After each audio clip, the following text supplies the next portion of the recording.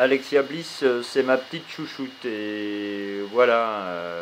Bon, ben, elle a été championne un petit moment et bon, face au beefsteak Nia Jax, voilà quoi, c'était un peu se faire plus grosse que la Nia Jax quoi. Voilà. Donc on va passer ce match remporté par Nia Jax, sans surprise d'ailleurs, qui a conservé le titre féminin à Raw.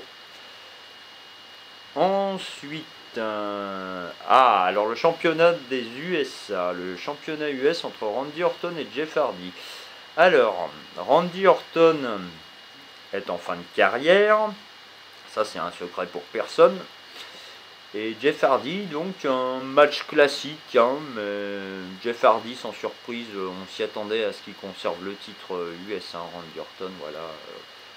Monsieur Orton, vous faisiez appeler le Legend Killer, mais aujourd'hui, c'est le killer de légende qui est killé par d'autres légendes. Voilà. Vous êtes une légende et vous êtes killé par d'autres légendes. Voilà. Bon ben, c'est pas grave, Randy Orton. Prenez votre retraite et vous auriez eu une très bonne carrière en tant que Hell à la WWE. Voilà. Mais victoire d'Hardy, sans surprise, hein. Moi, j'aurais mis une pièce sur Hardy. Ensuite, oui, voilà, le fameux segment entre Elias Samson. We walk with Elias. Ah oui. We want to walk with Elias. Ah, Elias Samson, bah voyez, ce gars-là, Elias Samson, je pouvais pas me le voir au début.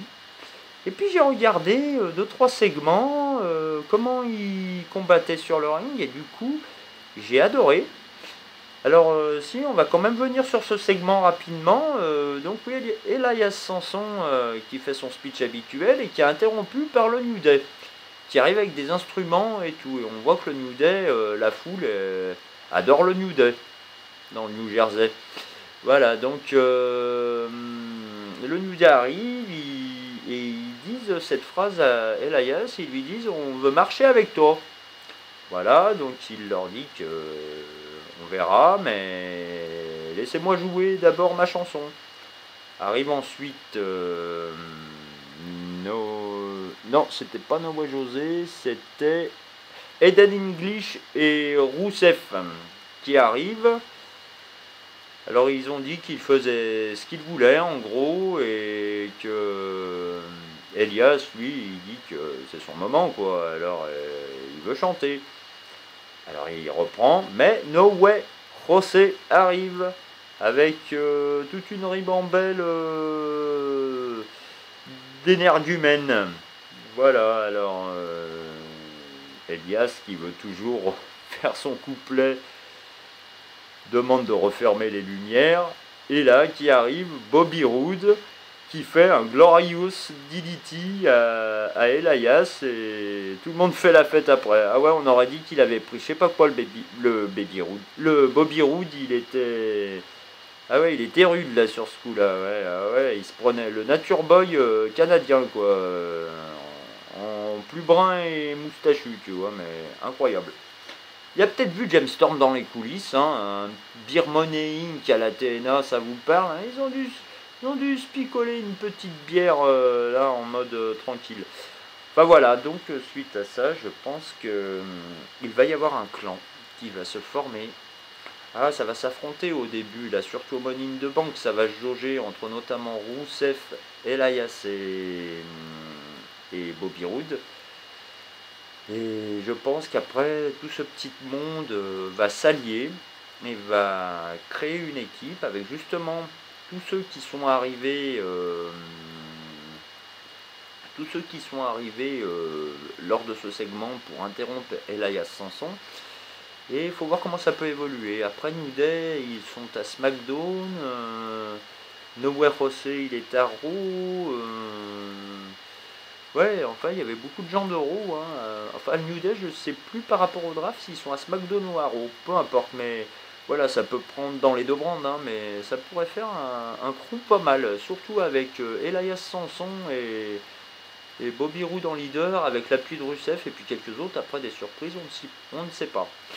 Voilà, mais c'est un super segment, je trouve que c'était très rock'n'roll pour un show basique qui lance la saison WWE 2018, ouais, et il faut voir ce que ça peut donner.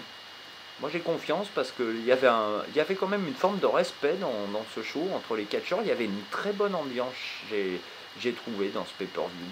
Très très bonne ambiance. Bon, à part un ou deux matchs, voilà, mais sinon, non, non. C'était bon enfant. Voilà. Donc, maintenant, Brian Hurt, face à Big Cass. Alors voilà. Donc Big Cass avait dit à tout le monde que Daniel Bryan était un petit et que lui était un grand, une grande asperge, vous voyez, Big Cass, le Big Cass croûte quoi. Voilà, donc Big Cass croûte contre le petit cœur de dragon Daniel Bryan. Il a tapé le grand casse-croûte. Ah ouais. Ah, il lui a mis la maillot et le tartare, là, Daniel Bryan. Yes, Lock. Allez, tape, mon pote. Et ben voilà, victoire de Daniel Bryan. Et comme je l'avais prédit, Big Cass a pété un plomb. Remarquez, c'était logique qu'il pète un plomb à la fin du match. Moi, je pensais qu'il se ferait disqualifier et que Daniel Bryan gagnerait comme ça, quoi, mais qu'il se ferait bien amocher. Bon voilà, une victoire propre et nette de Daniel Bryan. Voilà. Yes, yes, yes. Voilà. Ensuite, un autre combat. Alors là, oui, c'est le championnat féminin de SmackDown. Alors Charlotte Flair versus Carmella. Alors pour ce match, dans mes pronostics personnels, je pensais qu'Asuka interviendrait en défaveur de Charlotte parce que je pensais qu'elle pourrait éventuellement ne pas supporter qu'elle ne lui ait pas concédé le titre et elle aurait pu vouloir se venger. Avec ce qui se passe avec Nakamura là, avec AJ Styles, on ne sait pas trop les Japonais dans quelle mouvance ils sont. Là, il y a pas mal de Japonais qui gravitent à la WWE, mais on ne sait pas trop ce qui se passe. Hein. Et c'est surtout Asuka et Nakamura, les deux grosses vedettes, l'une féminine, l'autre masculine, et on ne sait pas, ça tourne autour du pot, vous voyez. Alors donc, oui, Carmella. Donc j'hésitais entre Charlotte et Carmella. J'avais dit Charlotte, dans la logique, pourra récupérer le titre. Parce que c'est de Queen, Charlotte. Voilà, c'est la reine de la WWE. Mais Carmella, il faut pas ne pas lui enlever sa technique à la petite Carmella. Elle sait bien se fighter sur un ring, la petite Carmella. Elle l'a prouvé. Elle l'a prouvé. 1, 2, 3. Au revoir Charlotte. J'ai conservé mon titre sans l'aide de personne et à la propre. Voilà. Bravo Carmella. Intéressant à suivre. Ensuite, on arrive à AJ Styles et Shinsuke Nakamura pour le titre de champion de la WWE. Alors voilà, Nakamura et AJ Styles se sont affrontés. Donc match sans disqualification, bien sûr. Et là, tout va bien, hein, ça bat son plein le match. Et l'arbitre, les deux se retrouvent au sol sonné. Bon, c'est un match de disqualification. Hein. Et l'arbitre, 1, 2, 3, 4, 10.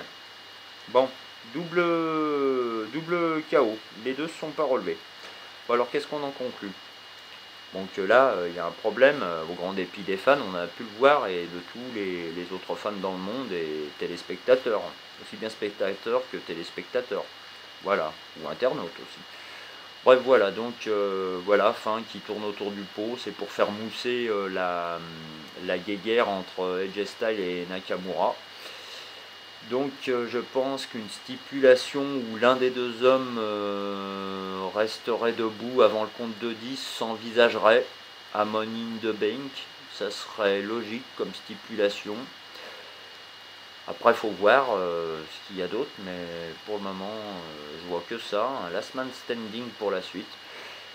Et aussi Nakamura, voilà, je sais pas où Finn Balor et Luke Gallows et Karl Anderson en sont du côté des rosters. Enfin, je sais que Finn Balor est à Raw, mais je pense que j'aurais drafté Luke Gallows et Karl Anderson et Finn Balor à SmackDown pour faire réunir, pour les faire réunir à AJ Styles.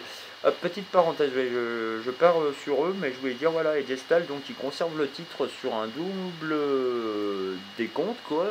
Ils ne sont pas relevés les deux. Alors, l'arbitre, en plus, c'est un match sans disqualification, donc pourquoi il compte l'arbitre? Sans disqualification, hein, jusqu'à ce que mort s'en suive, hein, monsieur l'arbitre. Non, mais des fois, c'est comme à Greatest Royal Rumble, Roman Reigns qui fait passer à travers la cage d'acier le gros Lesnar, et en fait, c'est Reigns qui a gagné indirectement parce que Lesnar a touché après. Et lui, il a touché les pieds avant. Ah voilà, mais ils aiment bien la controverse, surtout avec certains. Voilà, bon bah voilà, victoire de... Enfin non, oui, victoire d'AJ Styles par défaut, et Shinsuke Nakamura, mal japonais, il peut aller manger son bol de riz, quoi. Et donc, vous voyez, AJ Styles et Nakamura, ça me rappelle un peu le début de feud entre Shawn Michaels et Bret Hart, un peu. Pas la même échelle, mais un peu le même trip. Vous voyez, ça monte doucement et puis s'affronte. Ah, pas les mêmes stipulations, mais ça ressemble un peu à ce genre de feud qu'on a eu dans le passé. C'est marrant des fois les analogies et les anachronismes avec certains catcheurs qui ont été en feud et ceux du présent, là, actuel. Voilà. Alors, petite chose aussi, donc par rapport à ce que je disais, AJ Styles qui aura été réuni par Luke Gallows et Karl Anderson de Club et Finn Balor, en fait ils auraient pu réunir ces quatre-là, et Shinsuke Nakamura pourrait éventuellement devenir champion avec des interventions, mais que de catcheurs japonais. Et pourquoi pas après créer une stable avec des japonais du passé, du présent, comme lui et quelques autres, et en devenir. Voilà, il faut voir. Mais je pense que ça ferait une bonne stable, ça. Nakamura en mode leader d'une sorte de NWO japonaise. Moi j'appellerais ça Japan World Order. JWO, voilà, Japan World Order. Ça, avec Nakamura en leader, une sorte de Hulk Hogan japonais, là, à son échelle, ça serait terrible. Voilà, donc voilà ce que je ferais moi en tout cas si j'étais à la WWE derrière les grandes lignes, mais non, il faut voir après ce qu'il faut faire de Nakamura et J-Style. Moi après dans le futur je les vois encore s'affronter, J-Style rester champion, je veux rien spolier, là je fais des plans sur la comète, vous voyez. Mais je vois bien un Iron Man entre les deux, ou pourquoi pas un Nightwish match. Vous voyez, une sorte de rivalité à la Shawn Michaels Bret Hart et un peu aussi à la... Shawn Michaels Bret Hart et j'en avais d'autres en tête. Et je sais plus, mais peu importe. Voilà. À la Shawn Michaels Bret Hart, ouais. C'est... Ah, la Randy Orton Sina, voilà, je cherchais. Voilà, un peu la Randy Orton Sina aussi, les deux se cherchent, il y en a un qui est elle, l'autre qui est Face, voilà, et puis voilà, mais faut voir comment ça va évoluer, c'est tout, mais je pense qu'ils en sont pas à leur dernier combat. Ensuite, voilà, alors ça on va venir très rapidement, aussi vite que le match, alors, Braun Strowman et Bobby Lashley contre... Sami Zayn et Kevin Owen. Oui, Sami Zayn et Kevin Owen face à Braun Strowman et Lashley. Les Laurel et Hardy canadiens. C'est moi Owen, c'est toi Sami, c'est toi qui tape et c'est moi qui finis. Ouais, bon, bref, voilà. Bon, bah, comme j'avais prédit, ils se sont fait laminer, quoi. Mais laminé. Voilà. Salut, moi je suis Braun Strowman. Ah. Oh. Salut, moi je suis Lashley. Ah ouais, là, il n'y avait plus personne. Même Samy, il a retaille le Samy Zen. Non mais voilà, bon après il s'en est pris une dans la gueule. Ils les ont bien poutrés, mais voilà. Non mais voilà, donc victoire sans surprise de Strowman et Lashley, qui je pense vont concourir pour le titre tag team des champions d'Euro face à Hardy et Wyatt. Et ensuite, Samoa Joe versus Roman Reigns. Donc, Raw versus SmackDown. Donc, Samoa Joe et Reigns qui se sont cherchés depuis très longtemps et se sont trouvés. Donc, deux Samoans, déjà. Bon, alors, Reigns a toujours eu le dernier mot sur Samoa Joe. Donc, bon combat. J'ai cru que Samoa Joe allait surprendre son monde, mais j'avais pronostiqué Roman Reigns et évidemment votre humble serviteur avait encore raison.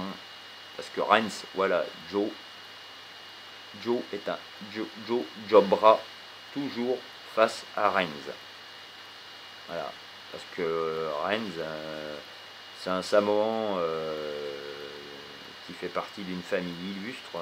Voilà. Et Samoa Joe, c'est un Samoan, mais qui est plus Samoa Joe par rapport à Roman Reigns. Attends. Roman Reigns, il te fait un spire et tu peux plus respirer. Voilà, non mais bon combat, j'ai presque cru qu'ils allaient se serrer la main à la fin. C'était quand même propre. C'était physique et technique, mais non, très bon match. Très bon match de Roman Reigns et Samoa Joe. Je les ai pas tous vus leur match, mais celui-là, ouais. Enfin, faut voir. Mais je pense que Samoa Joe ne battra jamais Roman Reigns. Enfin, il ne faut jamais dire jamais, mais voilà. Bon voilà, ben, c'était mes impressions sur le Backlash 2018, en espérant que ça vous a plu. Si jamais vous avez des questions ou sur la page des commentaires, ben, laissez-les moi à RAF 6900, hein, R avec une majuscule, AF 6900. Et c'est la chaîne RAF for Life. Voilà. Merci beaucoup et à très vite.